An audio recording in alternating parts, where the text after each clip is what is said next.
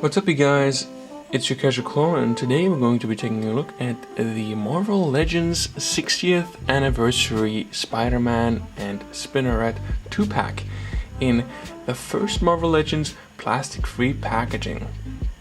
Now, I don't know why, but apparently Germany gets a lot of stuff early, so I was charged for this 2-pack yesterday, and today I have them sitting on my review table. So we're going to be taking a look at this 2-pack today. This is the first ever official release of plastic-free packaging for Marvel Legends, as far as I know. Little tape strip is the only piece of plastic that I was able to make out. You don't get to see the figures at all. Instead, you have a nice image of both Spider-Man and Marvel Spinneret, with, again, it's saying Spider-Man at the top left and Marvel Spinneret at the top right. You have a nice artwork behind the actual characters' figures. These are 3D renders of the figures. Those are not actually product shots, I believe, which is a bit unfortunate. However, I really do enjoy the Amazing Spider-Man logo at the bottom here.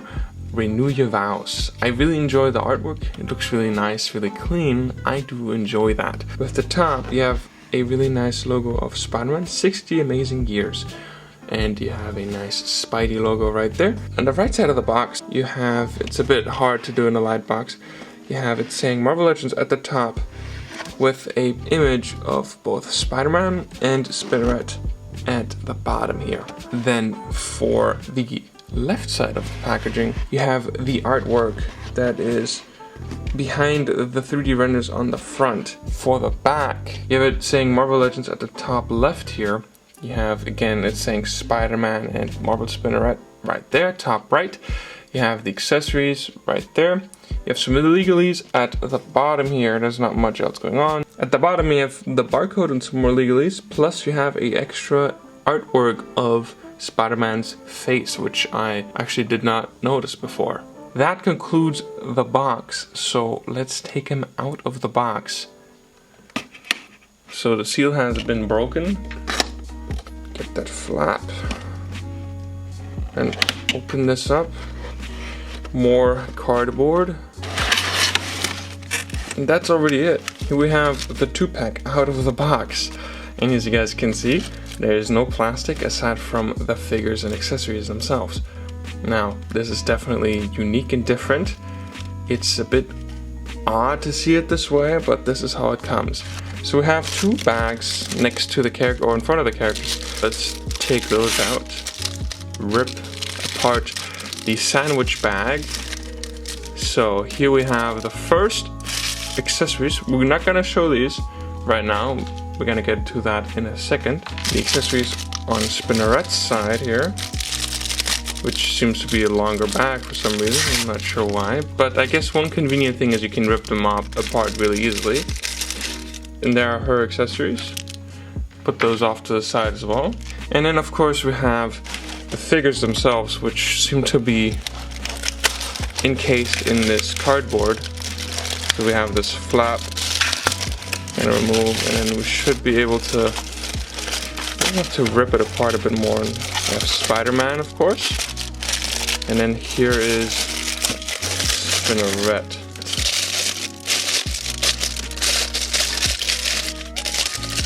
The bag is open, so you can just pull them out. Here's Spinneret, and here he is. So, let's take those out of the way, take a closer look at the accessories, and then we're going to be taking a closer look at the 2 figures themselves. Taking a closer look at the accessories, you can see we have 2 head sculpts and 2 pairs of extra hands. Now, for each of the characters, that is. Her alternate head looks really nice. Paint application is almost perfect.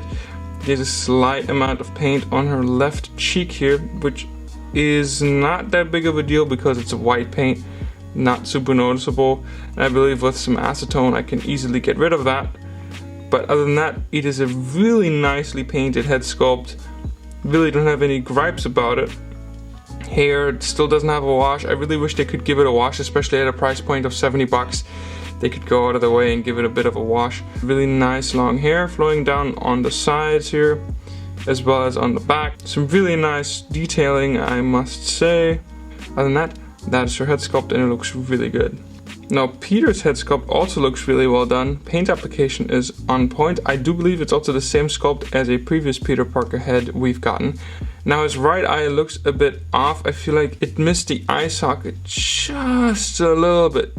Right there is a bit of plastic that's still exposed, so that's a bit unfortunate that I missed it by just a hair, but it's also just enough that it looks a bit offish. Other than that, looks really nice. You have the eyebrows are all applied really well. I don't see any defects. Again, the hair is really nicely detailed. I do believe it's a previous head sculpt we've gotten before. And again, no lighter brown wash, which is just a really big bummer considering the fact that it's so expensive, the 2-pack.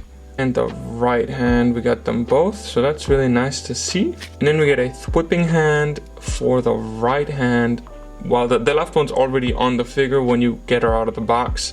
And you get a left fisted hand for her left arm. Again, the right arm already comes with the fist attached, which is why we only have one of each here. Now he comes with the exact same accessories as MJ, just for the male body. We got some wall crawling hands for both sides, of course. The paint application is really nice for those. Then of course we got a fisted hand for the right side. The other fist is on the figure already. And then we get another whipping hand for his left hand, where the other right whipping hand is already on the figure. That concludes the accessories. So let's take the accessories out of the way and then take a closer look at the figures themselves. Here they are out of the packaging and they look freaking amazing. Even next to each other, they look like they belong together. Or at least what I could make with the small rotating turntable that I have. There are some paint defects, unfortunately, but that's to be expected if you have plastic-free packaging. But let's take them off the rotating turntable, take a closer look at Spider-Man himself and Spinneret herself, and after that, take a closer look at the articulation. Taking a closer look at Spinneret herself, we have a brand new head sculpt with luckily good paint application throughout the head sculpt. Really nicely done. I love that her hair is tied up to a knot in the back. Again, no wash unfortunately, but the face looks really well done, I think. I unfortunately did notice some slight paint defects on her left eye right here, but that's nothing super major, luckily. Other than that, her face looks really well done. Good paint application for the mouth and the lips as well. Really nice. Now, for the webbing itself, it looks good so far. I haven't noticed any major paint defects for the webbing here. I'm not sure why she has 2 peg holes. They're ginormous peg holes, which is a big bummer for me. Other than that, you got her butt right here. Again, paint application is really good. At least on her, I don't see any major defects, so that's good. Going down to her legs, there's no paint. Back to the shoes. The shoes also have some really good paint application. There's no paint defects as far as I can tell for both of her feet. They look really clean. So that's good. So in terms of Spinneret, she looks really good for her paint. But Spidey has some more issues. Going on over to Spider-Man, there is a lot of paint defects, which I'm really upset about. First initial thought, I thought that there wasn't any paint defects whatsoever, but upon closer inspection, I noticed that there's a lot of paint defects going on. Starting off with his mask here, luckily it's not major. You can see that his sculpt was missed just a little bit here. You have some red sculpt exposed where his eye lenses should be. It's not very major, so it doesn't bother me too much. So that's okay. For the rest of his head, it's looking fairly okay until you get to his left side. There's some paint defects right here, which is very noticeable to me. It's not as noticeable on video maybe, but to me, I can notice it very well, and I'm very upset about that. Other than that, his head looks fine. Head is okay. Going down to his neck, you have another paint defect right there. Again, it's not that big of a deal for the neck, but It's there and it bugs me. It's just, you know, that's what plastic-free packaging does for you guys. Luckily mine is decent enough, but there's a lot more paint defects to come. For his right biceps, paint defect right there. The webbing isn't fully painted. Really sucks. As if they had the paint still wet and they accidentally touched it. Just sucks. This right arm is just big messes in paint. Again, paint defects for days. Got some paint defects right here for the webbing. Got some more paint defects right there where that little sculpt line is. Just didn't apply the paint very well. Such a bummer. More paint defects right there. Just not acceptable in my opinion. Paint defects right there. The blue part is mainly fine. I like that for the butterfly joints they continued the spider, but again, there's some paint defects right there. And the biggest thing that bothers me about this guy is you have this massive blue splotch of paint on his left shoulder. I mean, it's just not acceptable. That's the problem of plastic-free packaging. Luckily, he looks fine from the front for the most part. His left arm looks a whole lot better. The lines are a lot cleaner. There's a bit of paint speckles on his left forearm here, which is fine. It's not very noticeable. Then for his feet, the left foot looks fine for the most part. Not much in terms of defects. The right foot, however, immediately notice this splotch right here. More splotch right here. Since it didn't get a wash, it just looks dirty, and especially compared to his right foot or left foot, which looks fine, this just kind of jumps out at you, at least for me. Up there, it's just a bummer. I mean, the guy he still looks great, and you can't really tell from further away, but I mean, it just sucks. It just sucks. I mean, it just looks dirty. Just looks dirty. I don't like it, but there's nothing I can do. So yeah, that's Spider-Man for you. At least his spider logo looks fine. Now for articulation, she has a dumbbell joint at the top of her neck, which allows her to look up that far already before the head comes off. That far down, which is pretty good. Of course, all the way around.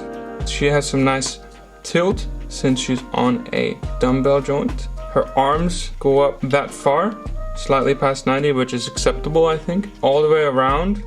She has double jointed pinless elbows, which allow her to go that far, which is really nice to see. It's so nice to see a double jointed pinless elbow. We've been needing this for female figures for such a long time. Then for her hands, she has a horizontal hinge. She has a ball joint in her torso, I believe, which allows for some nice hula hoop action. She can go back very far, which is awesome. She can't go very much to the front because of that torso piece or that abdomen piece. She can kick out that far, which is nice. Out, which is great. She has a upper thigh swivel. She has pinless double jointed knees, which is awesome. Also really nice. Allow her to kick that far down. Her feet go up that far down, and she does have a forward facing pin for rocker. Now looking at Spider-Man, his articulation is pretty much the exact same that we've seen from the new body, just that he's pinless now. He has a dumbbell joint at the top of his neck with that little cutout in the back, which allows him to look up that far. However, he has that gap, which is fine by me. He can look down a good amount, not that bad. He does have butterfly joints, which allow him to go that far forward and that far back, which I guess is nice to see. He has, I believe, a ball joint in his torso, which allows for some nice hula hoop action. And with that ab crunch, but down here, altogether he can crunch down very far and also very far back. His arms go up that far, double jointed pinless elbows, which is awesome, that far. Legs kick up that far out. Again, double jointed pinless knees, which is awesome, allows him to kick very far back. He has a boot cut right there as well, which is awesome. His feet go up that far back. He does have toe articulation, which is awesome to see. Toe articulation goes up and down, and of course a forward facing pin for rocker. Here they are next to each other with their unmasked heads on the bodies, looking really good. I'm not a huge fan of how MJ stands up. It's a bit tough to make MJ stand up straight. Other than that, they look really good. I think that Peter's head sculpt looks really well on the new Spider-Man body. I really enjoy it. Her head sculpt, I'm not too sure how I feel about how it looks, but here they are unmasked. Here's the new Spidey next to the symbiote suit from the Archive Vintage series line of Spider-Man. Actually, Spider-Man on the left here is slightly taller than Spider-Man on the right. I'm not too sure why. And here he is next to the Scarlet Witch from the Archive line or the Retro line. I don't want to ruin the pose here because I'm really bad with posing. About the same height as well, which looks really nice. I don't have that many Marvel Legends to compare to, unfortunately. And here he is next to an older release of a Marvel Legends Venom. Also look really good next to each other. I mean, all things considered, if you stand them up. About the same height, which is nice. So, what are my final thoughts? As you guys were just able to see, MJ fell over pretty easily. She's a lot harder to pose. MJ, I feel like, is my least favorite just simply because of how she poses. It's really hard to get her to stand up and look okay. It took me a lot of time to get her into a pose where she originally was able to stand up, but now she can't. She has to lean against Spidey, who is definitely my favorite. Spider-Man is awesome. I'm really upset about the fact that he has so many paint defects, and it just makes me even more mad, especially because I know that that could have been prevented if you had windowed packaging. And this is a perfect example for this. If you guys ever have the chance of picking those two up, do so, but I wouldn't do it for that price point. They're not worth $70. That's $35 a figure, and the accessories do not justify that either. It was definitely something that I did because I wanted to have the pinless Spidey, but I wouldn't recommend you guys pick them up for that price point. It's not worth it. I like that they're pinless. That's a big step up, especially on that new Spider-Man mold for Spider-Man himself. I do like Spiderette. I like her design. I love her head sculpt. Her alternate head sculpt is awesome. She's not worth $35. In no way, shape, or form is she worth that much money. I don't enjoy the figures for the money that I had to spend. Other than that, they're good figures. Articulation is great on Spider-Man. Articulation is better on Spiderette. I don't like the fact that she has peg holes in her back, two of which I don't understand why. There's nothing that you can peg her into unless you know a flight stand of yourselves, but she doesn't come with anything to peg in. You have to be really careful. Paint application on my Spider-Man's webbing is pretty sloppy, and I'm upset about that.